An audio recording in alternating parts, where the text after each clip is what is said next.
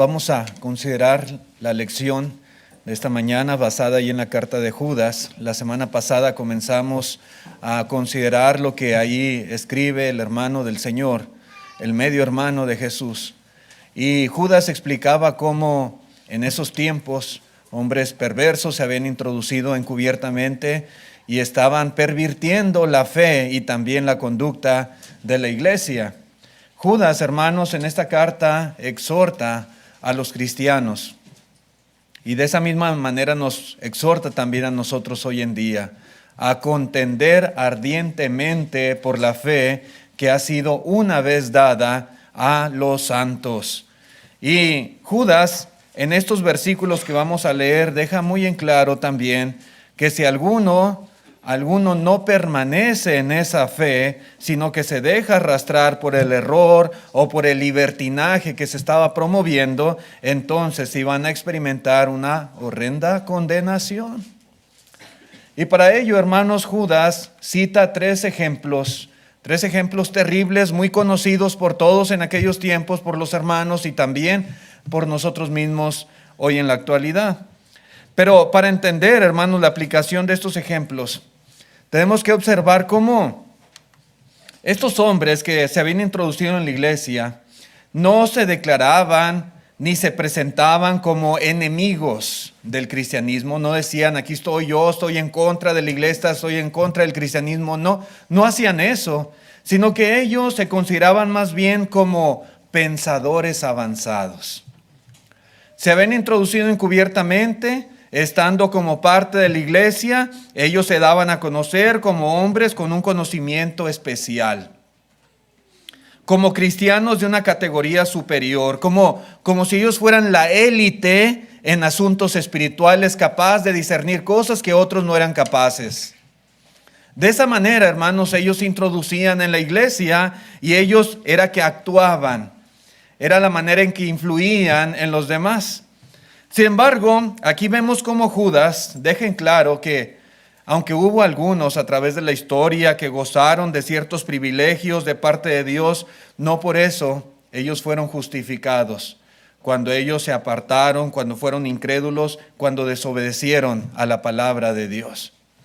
El primer ejemplo que cita Judas es el del pueblo de Israel. Dice en el verso 5 de esta carta, solamente tiene un capítulo, Judas, versículo 5, dice así: mas quiero recordaros, ya que una vez lo habéis sabido, que el Señor, habiendo salvado al pueblo, sacándolo de Egipto, después destruyó a los que no creyeron.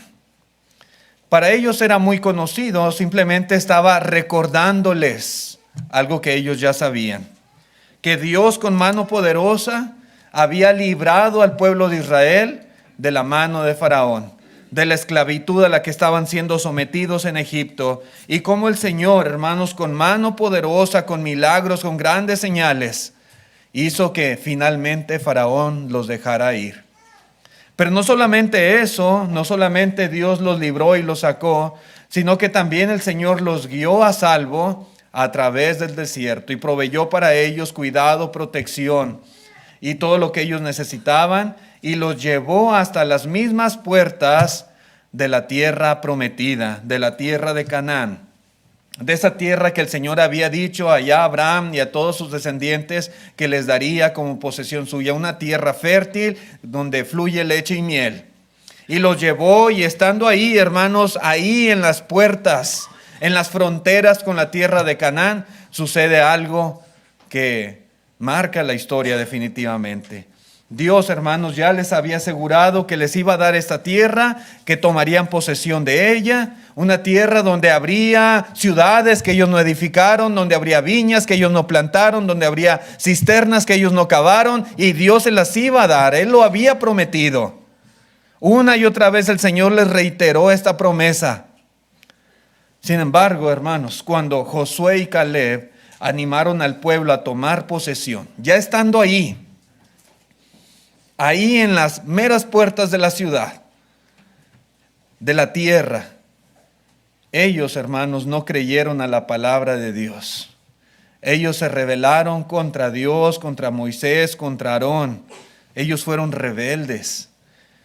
Dice allá en el libro de Números, en el capítulo 14, versículo 1, entonces toda la congregación gritó y dio voces, y el pueblo lloró aquella noche y se quejaron contra Moisés y contra Aarón, todos los hijos de Israel, y les dijo toda la multitud, ojalá muriéramos en la tierra de Egipto, o en esta tierra, ojalá muriéramos. Dice en el versículo 3, ¿y por qué nos trae Jehová a esta tierra para caer a espada y que nuestras mujeres y nuestros niños sean por presa? ¿No sería mejor volvernos a Egipto? Y decían el uno al otro, designemos un capitán y volvámonos a Egipto. Fueron 2 espías, hermanos, uno de cada tribu. Fueron a explorar la tierra. Hubo 10 espías que volvieron y dijeron, es cierto, la tierra es buena, pero está habitada. Y no podemos nosotros tomar posesión de ella. No vamos a poder sacar a esta gente que está aquí. Incluso hay gigantes en esta tierra. Josué y Caleb animan al pueblo y dicen, sí, Dios nos ha prometido esta tierra, vamos, tomemos posesión de ella. Y el pueblo cree a la palabra de aquellos 10 espías. Y entonces aquí están ellos pensando, ¿a qué vinimos a este lugar? Mejor nos hubiéramos muerto en Egipto, mejor hubiéramos muerto en el desierto. Solamente venimos para que tomen a nuestros hijos y a nuestras mujeres. Venimos nada más a sufrir desgracia. En el versículo 6, note usted, versículo 6 dice, y Josué hijo de Nun y Caleb hijo de Jefone, que eran de los que habían reconocido la tierra, rompieron sus vestidos y hablaron a toda la congregación de los hijos de Israel diciendo, la tierra por donde pasamos para reconocerla es tierra en gran manera buena. Si Jehová se agradare de nosotros, Él nos llevará a esta tierra y nos la entregará, tierra que fluye leche y miel. Por tanto, no seáis rebeldes contra Jehová, ni temáis al pueblo de esta tierra, porque nosotros la comeremos como pan. Su amparo se ha apartado de ellos, y con nosotros está Jehová. No los temáis. Y ahí está Josué y Caleb tratando de motivar al pueblo, asegurándoles que Dios se les iba a dar, motivándolos a tener fe y confianza en Jehová. Pero dice en el verso 10, entonces toda la multitud habló de apedrearles a Josué y a Caleb. Pero la gloria de Jehová se mostró en el tabernáculo de reunión a todos los hijos de Israel. Y Jehová dijo a Moisés, ¿hasta cuándo me ha de irritar este pueblo? ¿Hasta cuándo no me creerán con todas las señales que he hecho en medio de ellos? Yo los heriré de mortandad y los destruiré, y a ti te pondré sobre gente más grande y más fuerte que ellos. Sí, hermanos, esta fue la situación con el pueblo, y Judas está citando precisamente esto que ya ha pasado. Sí, Dios los había sacado de la tierra de Egipto, Dios los había llevado, ya estaban ahí, a instantes, digamos, para poder entrar a la tierra prometida y tomar posesión de ella. Ahora aquí están de rebeldes, de incrédulos. Aquí están ellos lamentándose de haber hecho caso y de haber ido, ¿verdad?, a Canaán. Haber creído con una fábula, en un cuento de que Dios nos va a dar esta tierra cuando no es cierto. Es imposible que podamos tomar posesión de ella, decían. Dios, hermanos, se molesta grandemente y dice, yo los heriré de mortandad y los destruiré. Así que todos estos que fueron rescatados de Egipto y llevados por Dios con mano poderosa en el desierto, finalmente fueron juzgados por Dios y perecieron. Perecieron en el desierto. No entraron a la tierra prometida. Y todo esto, hermanos, es consecuencia de no perseverar en la fe, de no creer en la palabra de Dios, porque ellos se negaron a creer en ella y se dejaron engañar, se dejaron arrastrar por la voz de 10 espías incrédulos, a quien creyeron más a ellos que a la palabra de Dios. Entonces, hermanos, Dios los destruyó por rebeldes y por desobedientes a su voluntad. El punto aquí es que Judas quiere que los hermanos recuerden estas cosas, que se den cuenta, que sepan que todos aquellos que ahora en la iglesia, en ese tiempo, procedieran de la misma manera, procedieran en incredulidad, en rebeldía, hacia esa fe que les fue dada y se dejaran arrastrar tal vez por algunos cuantos que se habían introducido a la iglesia, igualmente experimentarían la ira de Dios. Sí, hermanos, Dios a través de Judas está advirtiendo acerca de la apostasía. Está advirtiendo que Dios no va a pasar por alto este tipo de cosas. Incredulidad, desobediencia a su palabra, Dios no lo pasa por alto. Así sucedió en aquellos tiempos y hoy día, en el tiempo de la iglesia, en esta dispensación cristiana, igualmente, hermanos, Dios no pasa por alto este tipo de cosas. Continúa Judas y cita un ejemplo más.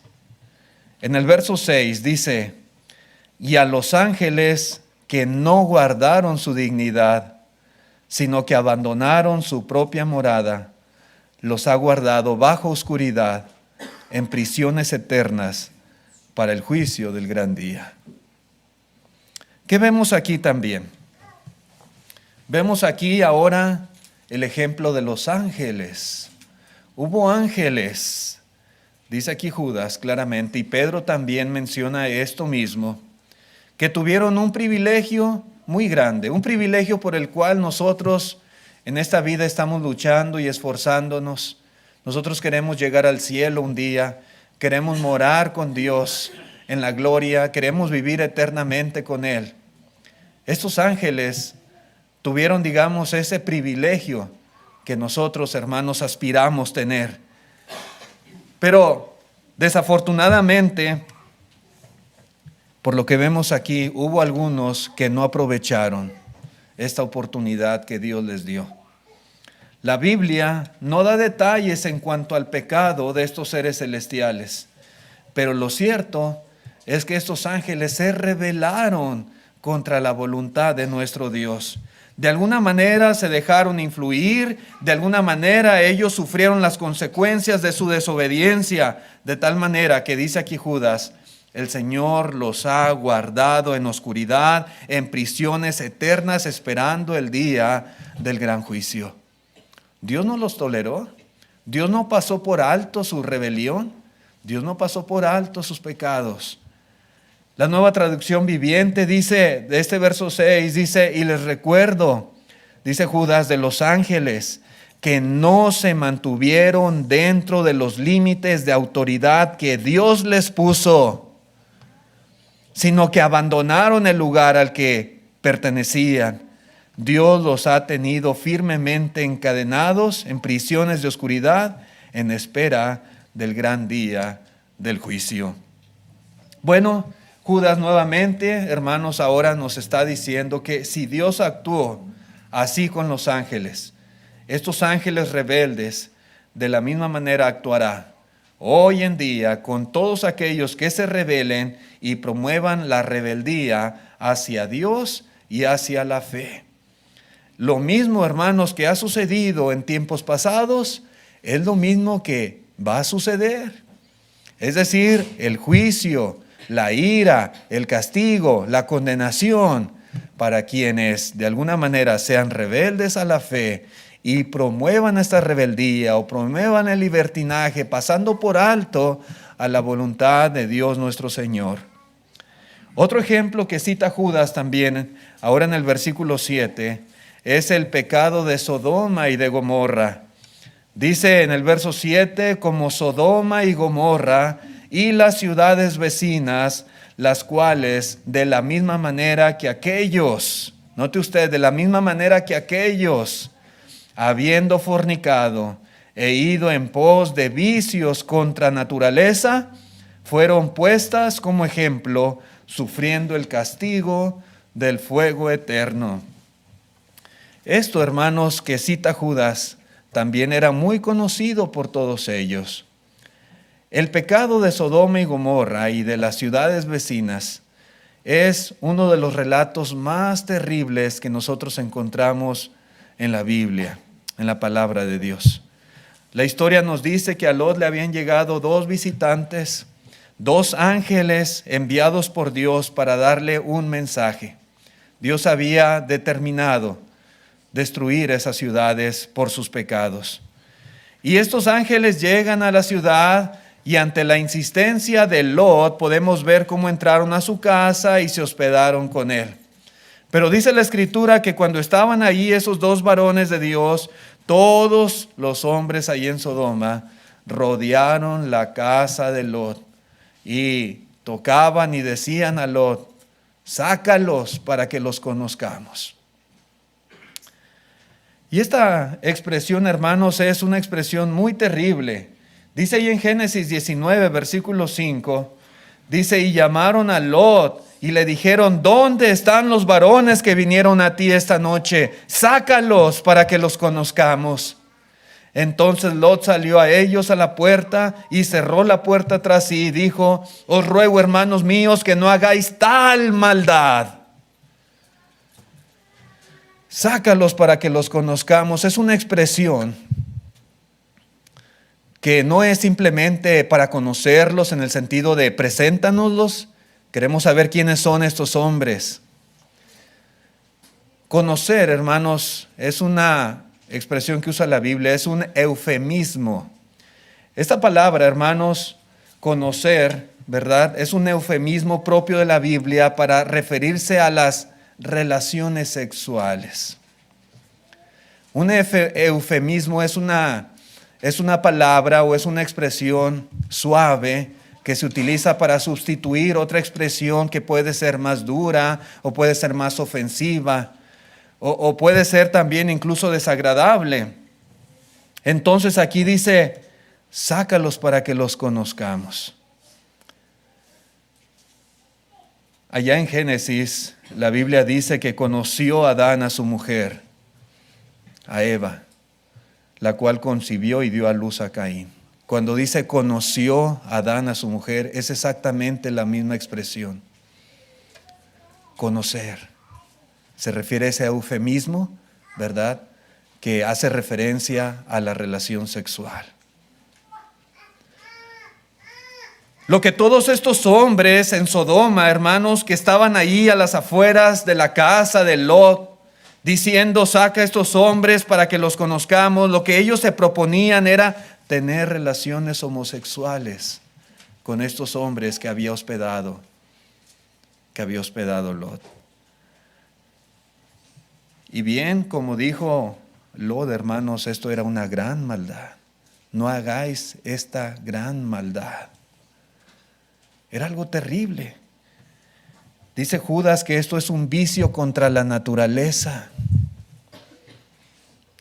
Desafortunadamente, esta era una práctica depravada a la cual los habitantes de Sodoma, de Gomorra y las ciudades vecinas estaban habituados. Era algo común entre ellos tener esta clase de relación sexual. Algo terrible, hermanos. Judas, hermanos, dice que estos hombres, ¿verdad?, que de alguna manera habían convertido la gracia de Dios en libertinaje, de alguna manera también promovían esta clase de cosas como las que sucedían en Sodoma y Gomorra. ¿No es algo terrible, hermanos? Sí lo estaban haciendo. Toda clase de fornicación y seguramente también homosexualidad. Porque lo que el cuerpo haga no afecta al espíritu. Porque la gracia de Dios va a abundar. Porque de esa manera ellos estaban supuestamente apelando a un conocimiento superior, estaban promoviendo toda clase de perversiones. Hermanos, Judas está mostrando que nadie tiene derecho a venir y decir que esas cosas, esas prácticas son aceptables. que nadie con la excusa de que Dios es amor, que su gracia, su misericordia va a abundar hacia nosotros, podemos tener esa licencia para practicar esta clase de cosas, aberraciones que Dios a través de la historia ha condenado y que hoy en día Dios también condena de la misma manera. La fe que nos ha sido dada condena la homosexualidad, condena el adulterio, condena la fornicación, condena toda práctica inmoral. Por eso es necesario, como dice Judas, contender ardientemente por la fe que una vez ha sido dada a los santos. Tenemos que defenderla. Tenemos que enseñar lo que la fe dice. Y tenemos, hermanos, definitivamente que señalar cuando se está pasando por alto de esta fe. Nosotros jamás debemos participar en estas cosas. Al contrario, debemos reprobar y contender ardientemente por la fe que el Señor nos dio. Pero, hermanos, Judas continúa en esta carta dando algunas características de estos falsos maestros. Dice el versículo 8, no obstante, de la misma manera también estos soñadores mancillan la carne, rechazan la autoridad y blasfeman de las potestades superiores. De la misma manera, hermanos, dice Judas, que estos soñadores en la iglesia, estos que reclamaban tener revelaciones especiales y conocimientos superiores de las cosas, estaban haciendo lo mismo que los israelitas hicieron. Estaban haciendo lo mismo que los ángeles que pecaron. Y estaban haciendo lo mismo que los depravados sodomitas. Estaban cometiendo los mismos errores e iban por el mismo camino que ellos. Todos estaban siguiendo ese camino a la destrucción.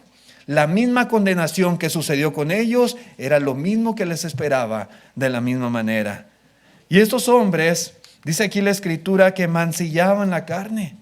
Mancillar la carne es una expresión que se refiere a andar en lujurias, a dejarse llevar por las concupiscencias, a llevar una vida inmoral. Y esto era algo que les caracterizaba. También dice que rechazaban la autoridad. Y esto se refiere a la actitud rebelde que ellos tenían, a su desprecio hacia quienes tenían autoridad o gobierno sobre ellos. Aún podemos ver cómo rechazaban la autoridad espiritual de Dios y de su palabra. Blasfemaban de las potestades superiores. Implica que no solamente rechazaban la autoridad, sino que hablaban en contra de quienes tenían esta autoridad. Tal vez líderes de la iglesia, tal vez hablaban mal de los apóstoles, tal vez del gobierno civil pudiera ser, o fomentaban, ¿verdad? No solamente la rebelión de ellos, sino también de esta manera, al hablar de esta en contra de la autoridad, rebelaban o promovían la rebelión, ¿verdad?, de los demás hacia esa autoridad. Y desafortunadamente, hermanos, eso estaba afectando mucho en la iglesia. Los falsos maestros, los apóstatas, muchas veces tienen este tipo de características de las cuales habla aquí Judas y advierte. El versículo 9 dice, pero cuando el arcángel Miguel contendía con el diablo, disputando con él por el cuerpo de Moisés, no se atrevió a proferir juicio de maldición contra él, sino que dijo, el Señor te reprenda. Bueno, Judas nos dice, ¿verdad?, algo que sucedió. Judas está, él escribiendo esta carta inspirado por el Espíritu Santo, así que no podemos dudar de que este evento en realidad sucedió.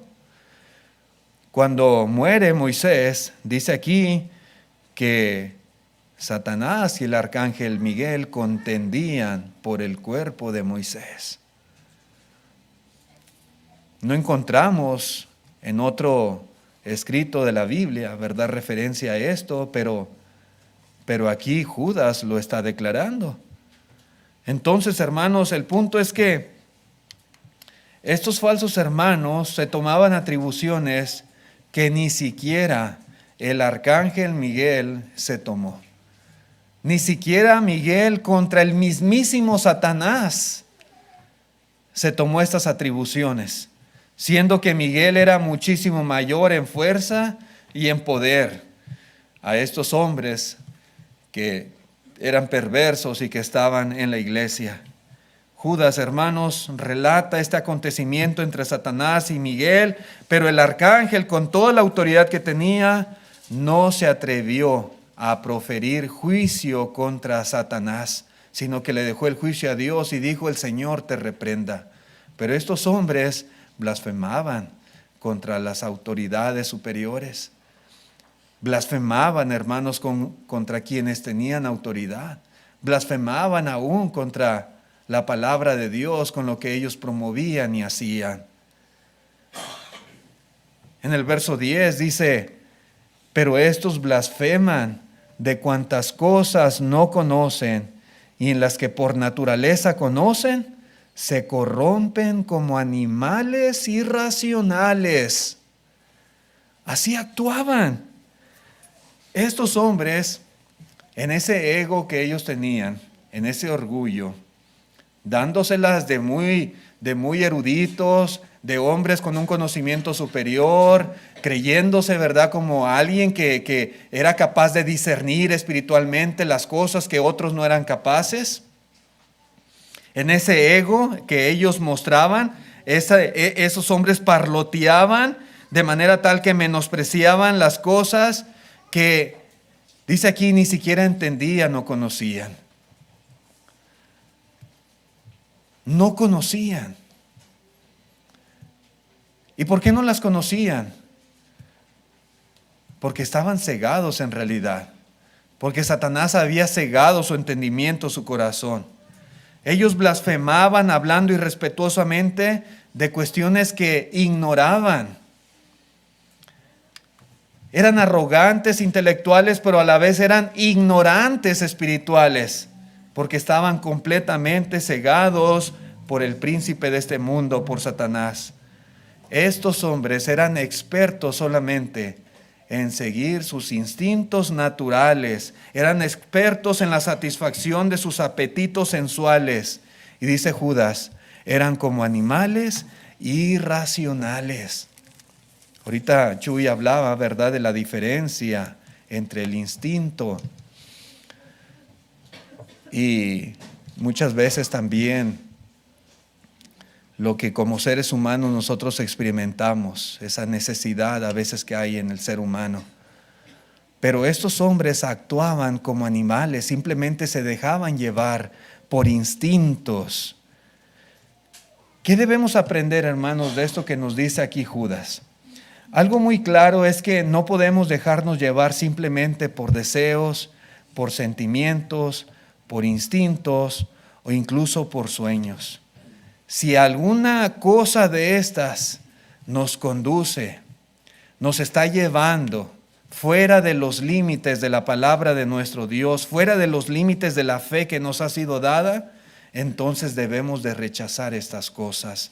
Debemos nosotros definitivamente quitar cualquier cosa que de alguna manera nos incite a pasar por alto sobre la fe que nos ha sido dada. De lo contrario, hermanos, no vamos a poder evitar el juicio divino, como Judas está aquí advirtiendo. Contender por la fe significa que dejaremos a un lado nuestras propias ideas, nuestras conveniencias. Contender por la fe implica que nuestros intereses van a pasar a un segundo término y que nosotros nos vamos a enfocar en crecer y en obedecer a lo que Dios nos está diciendo. Todo lo que el Señor a través de su palabra nos dicta, ¿verdad?, para nuestro buen vivir, todo lo que implica la voluntad de Dios para nuestra vida, la forma en que debemos de conducirnos, la forma en que debemos nosotros actuar o hablar o ser simplemente, eso es lo que va a dirigir o va a regir nuestras vidas. Aún, hermanos, cuando no entendamos a plenitud los propósitos de nuestro Dios. Muchas veces podemos nosotros considerar las Escrituras Y va a haber cosas que a lo mejor 100% no entenderemos, ¿verdad? Los propósitos o el porqué o las razones de las cosas. Bueno, debemos recordar que los pensamientos de Dios son más altos que nuestros pensamientos. Y a veces, hermanos, aunque no alcanzamos a discernir 100%, ¿verdad?, los pensamientos de Dios, cuando Él nos pide que hagamos algo, debemos reconocer que es lo mejor y doblegar nuestra voluntad, doblegar nuestros intereses o nuestros gustos y preferencias y someternos a la voluntad de nuestro Dios. Porque estos hombres, cuando no entendían algo o no conocían de algo a plenitud, simplemente blasfemaban contra esas cosas y pasaban por alto la voluntad de nuestro Dios. Hoy en día esto es algo que muchas personas también hacen. Simplemente se dejan llevar por lo que a ellos les gusta, por lo que a ellos les conviene. Y la voluntad de Dios, si no la entienden a plenitud, entonces la desprecian, la desechan. El hecho de que a veces no entendamos con exactitud por qué Dios nos pide que hagamos algo, eso no quiere decir que estamos exentos de hacerlo. No quiere decir que tenemos libertad para desobedecer a lo que Dios nos está pidiendo en su palabra. De hecho, hermanos, Dios muchas veces puede estar probando nuestra fe. Dios muchas veces puede estar considerando, ¿verdad?, qué tanto confiamos en Él, qué tanto creemos en Él cuando Él nos pide que obedezcamos algo en lo que a lo mejor no entendemos del todo. O de alguna manera, hermanos, no nos agrada del todo. Y Dios muchas veces está probándonos. Me viene a la mente, por ejemplo, el caso de Abraham, cuando Dios le dice, ofréceme a tu hijo en sacrificio.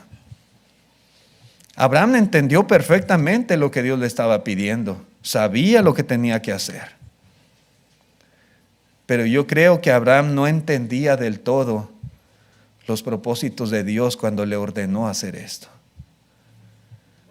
Dios le pidió algo muy difícil a Abraham y algo que no tiene a lo mejor sentido, explicación o lógica. ¿Cómo Dios, cómo me estás pidiendo que te ofrezca en sacrificio a mi hijo, en holocausto?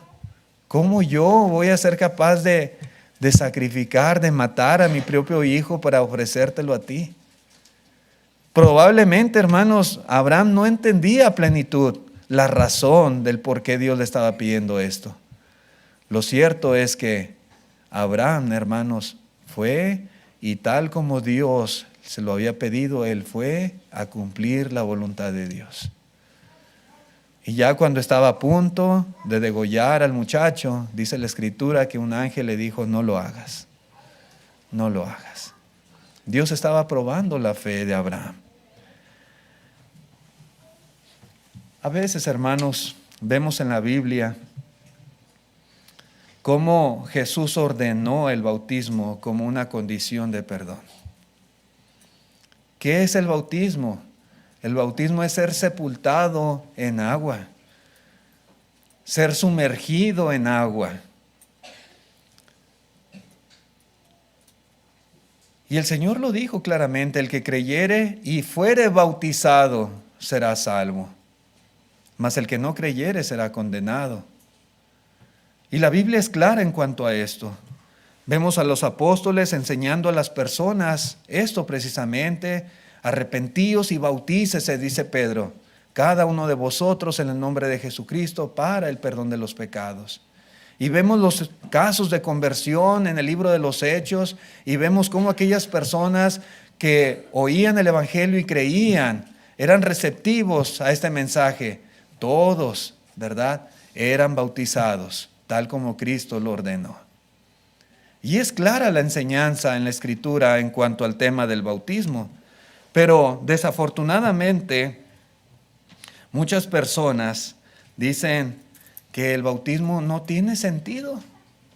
Como que no encuentran una razón lógica en este mandamiento. Como que dicen, pero ¿qué tiene que ver el bautismo? O sea, ¿qué tiene que ver que la persona tenga que ser bautizada, sepultada en agua Pues yo no creo que sea necesario, dicen algunos. Pues yo creo en Dios, yo creo en su palabra y con eso basta. ¿Sí? Y de esta manera hablan. Algunos dicen que no es necesario el bautismo. Tú crees solamente y con eso eres salvo. Tú repites esta oración y con eso eres salvo. Hablan, hermanos, de una manera que blasfeman acerca de cosas que no entienden. Blasfeman hacia la palabra de Dios. Estos hombres religiosos enseñan que no puede ser parte de la fe el bautismo, de esa fe que nos ha sido dada, porque no entienden, no comprenden, no encuentran lógica en el hecho de que la persona tenga que descender al agua y ser bautizada. Y dicen, no, pues entonces no se requiere, no es necesario. Esto era precisamente lo que hacían en los tiempos de Judas, estos hombres. Otros a veces no entienden por qué en el matrimonio debemos permanecer juntos hasta que la muerte nos separe. Cuando es algo que Dios estableció, hermanos, desde el principio, desde Adán y Eva.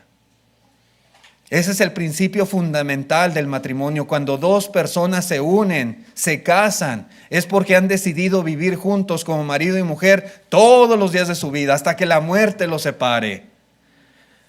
Pero algunos piensan, hermanos, que esto no tiene sentido. Y dicen, no, si algo no te gusta, sepárate. Divórciate. Si tú ya no estás contento, si surge algún problema, sepárate. Yo no entiendo, yo no hallo lógica en el hecho que digan que tenemos que estar juntos siempre. De esta manera hablan, hermanos. Deja ese hombre. A veces hasta los papás dicen, hija, no batalles, deja ese hombre, búscate otro, tantos que hay. Hijo, búscate otra mujer. Si ya no te gusta esta, búscate otra. ¿Sí? No encuentran sentido. ¿Cómo es posible que tengan que vivir juntos toda la vida? Otros dicen, pero ¿por qué la relación íntima tiene que ser exclusiva de los que están casados? Dicen los jóvenes, ¿no es justo? No es justo. ¿Por qué el matrimonio solo debe de ser entre varón y mujer? ¿Por qué no puede ser hombre con hombre y mujer con mujer? ¿Por qué? No se me hace bien, dicen algunos, todos deben de tener el mismo derecho. Blasfeman, ¿verdad? La fe que nos ha sido dada. Blasfeman acerca de cosas que no les entran en la cabeza, no entienden por qué. La gente a menudo cambia lo que Dios manda porque no les gusta o porque según ellos no lo entienden. Sin embargo, hermanos, hacer esto implica ser como los hombres de los cuales habla Judas, que blasfeman de las cosas que no conocen y simplemente se comportan como animalitos irracionales, impulsados por sus propios deseos. Así. Por instintos nada más, como animalitos. En la primera de los Corintios capítulo 2 verso 14 dice Pablo, pero el hombre natural no percibe las cosas que son del Espíritu de Dios, porque para él son locura y no las puede entender, porque se han de discernir espiritualmente. Porque son carnales simplemente, y por eso no entienden, no porque no puedan. Pueden ellos entender, pero se dejan llevar simplemente por sus impulsos, por sus instintos, y hacen simplemente lo que la carne les pide. Hermanos, Dios no nos ha dado la fe para que la cuestionemos, para que la critiquemos. No nos ha dado la fe para ver si nos gusta o si no nos gusta, si nos conviene o si no nos conviene. No. Nosotros debemos creer a la fe y debemos obedecer a la fe, Dios quiere que confiemos con todo nuestro corazón en Él y que creamos que lo que Él nos ha mandado es para nuestro propio bien. Es porque nos conviene, porque nos vamos a beneficiar.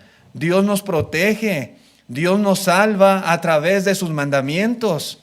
Todo lo que Él nos ha provisto, hermanos, si nosotros lo guardamos, aunque hay cosas que tal vez no entendamos 100% los propósitos de Dios, pero creyendo en Él y confiando en Él, debemos reconocer que es por nuestro beneficio y es por nuestro bien. Y así debemos de hacerlo. En Juan 8, versículo 31, dijo el Señor Jesucristo a los judíos que habían creído en Él: si vosotros permaneciereis en mi palabra, seréis verdaderamente mis discípulos y conoceréis la verdad, y la verdad os hará libres, dice el Señor. Conoceréis la verdad y la verdad os hará libres. Entonces, la libertad consiste en creer y defender precisamente esa verdad, en permitir que la verdad cambie en nuestra vida sin resistirnos a ella. Cuando hacemos esto, hermanos, verdaderamente vamos a ser libres. Siempre, hermanos, hay cosas en nuestra vida que a veces nos resistimos de una u otra manera a dejar o a cambiar, pero necesitamos hacerlo. Necesitamos hacerlo. Yo le pregunto, querido hermano, querido amigo, ¿hay algún mandamiento en la palabra de Dios al que usted se está resistiendo? Que Dios se lo dice claramente, cómo usted debe de actuar, cómo debe de hacer, cómo debe de proceder en ese tipo de situaciones, y simplemente no lo hace porque no conviene a sus intereses, porque no es de su agrado, de su gusto, de su preferencia. Hay que tener cuidado con eso, porque de lo contrario, hermanos, estaríamos cometiendo el mismo error que aquellos hombres que estaban permitiendo la fe y estaban pervirtiendo la iglesia en los tiempos de Judas. Y el camino, ¿verdad?, que les esperaba era un camino terrible. El destino que les esperaba era un destino de juicio y de condenación. Debemos tener cuidado con esto, hermanos. Mantengámonos siempre en los caminos de Dios, tal como se nos advierte y se nos exhorta en esta carta. Si hay amigos que nos visitan, queremos invitarle también a que usted no resista a Dios, ¿verdad?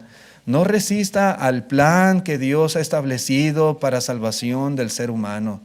Todos necesitamos de Dios, necesitamos de Cristo, necesitamos su salvación, porque todos hemos pecado y nuestro destino es la condenación eterna. Necesitamos del perdón de Dios. Y estas son las condiciones que el Señor ha establecido. Si en esta mañana hubiese algún invitado entre nosotros que quiera venir a Cristo, obedeciendo al Evangelio, siendo bautizado con Cristo por el perdón de sus pecados, pues manifiéstelo, ¿verdad? Si ese es su deseo, si esa es su voluntad.